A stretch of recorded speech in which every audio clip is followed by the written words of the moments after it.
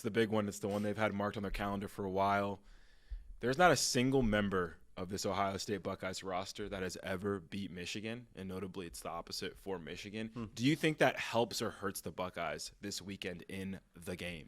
I really think as much as it can be a detriment that there is, like you just said, a lack of being successful against Michigan, and there's a history of that, the new pieces we've talked about on this show before, and you and I have talked off the air, like, I like that Julian Sain hasn't been around this rivalry. This is his first time playing in the game. I like that it's Jeremiah Smith's second time ever. I like that Matt Patricia has never coached against Michigan as the DC at Ohio State, 8 new starters. Like, as much as you can play the angle of, well, I like having them have that bad taste in their mouth, I like them coming for revenge, at the same time, they've had the bad taste in their mouth the last 3 years and hasn't made a difference with them now going on potentially now a 5th in a row losing to Michigan. Now, I don't think that'll happen, but I like the freshness there, Cato. So that's my take on it. I like the newness for the squad against Michigan. Yeah, I think I like that too because I think they're looking at themselves in the mirror as the ones that can break it, which is very exciting. Like, is it unfortunate for Ohio State and their fans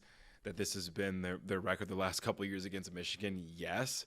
But Julian Sain, after we've seen him ramp up game after game, his confidence and his completion percentage just going up and up and up, he looks in the mirror and he probably sees the guy who's going to end this thing. And that has to be really exciting for him and a lot of these other young guys and these guys that'll get an opportunity to break that. So really excited for them. I think if I was Ohio State, yes, it's on the road. Yes, we know intangibly Michigan's been able to play at a different level in this game, and that's why you got the win. But as the guys who's never beat them, I'd be really excited for the opportunity, especially if this is my first kind of big opportunity playing in the game like a Julian Sain. And I keep saying this point that you made before we shot our early preview video, but I got to say it again.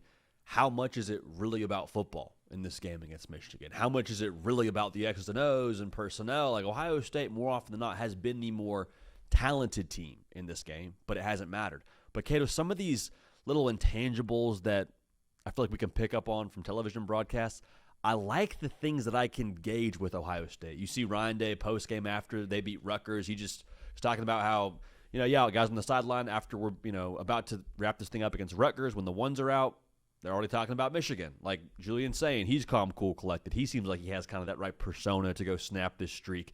Caleb Downs being visibly frustrated. The twos let up a touchdown against Rutgers the week before Michigan. Like, all the things that I can gauge optically from the outside looking in about this Ohio State team, I just like the vibe, man. Is that weird to say at this point in time, a week ahead of this game? Yeah, I think the vibe goes hand in hand with the way they've been coached. That gives a little bit more confidence. Like the everything from the Julian Sain ramp up to the amount of running backs they're trying to get in the fold, comfortable getting a bunch of carries.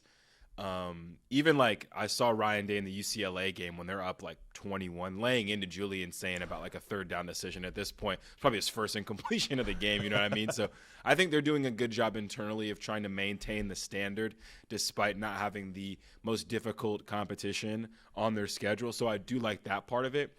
I think it's 2-game season mode for them, really. Like, they're just, these next 2 weeks for them are going to look a lot different than their entire regular season has looked. I mean, they haven't really been tested in a while. So you'd like to think that there's a better vibe and the coaches have these guys as prepared as possible, but you really won't know until you get between those white lines and you're facing a team that hates you, to be honest, more than anyone else. So we'll learn the most about Ohio State in the next 2 weeks. Up to this point, you'd like to feel good about where they're at, but if they throw the first punch, then all of a sudden it's okay. We feel really good about this Ohio State team because even in a moment where they could have maybe taken the first punch on the chin and then came back and got a win against Michigan, if they throw the first one and play like they're supposed to be and play like the spread indicates and take care of all those things and check all those boxes, then you, me, Ohio State fans, everyone would probably feel even better about them being the 1 seed than we already do. And handling that middle eight too. Just we've seen Ohio State in the second half of games lose the game because they've not been the more physical or more competitively mature or whatever label you want to put on it. They haven't been the better team in the second half of these games, and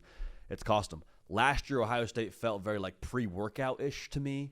They're dialed up. They're cranking the heavy metal. They got caffeine coursing through their veins. Natty or bust in the preseason. Unfinished business. We got Caleb Downs and Judkins and Will Howard, and like we're on a mission this year. It felt very like not in a negative sense. It proved negative in the Michigan game. It felt really ramped up, almost jittery.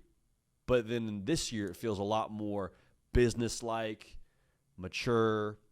Just it feels more like, okay, we know what we have to do. We don't need to talk about it. Like, we're out here to get a job done. And I think it's a leadership thing, from Caleb Downs to Sayin to even Ryan Day and his experience. I feel like it's a little bit more quiet confidence when it comes to them.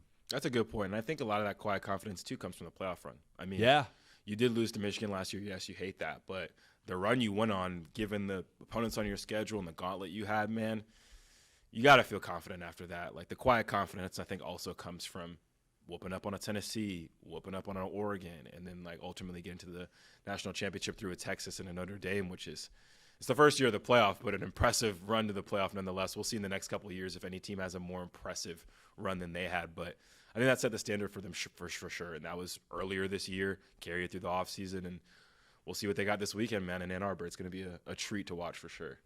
It's going to be so awesome. Cannot wait for that one.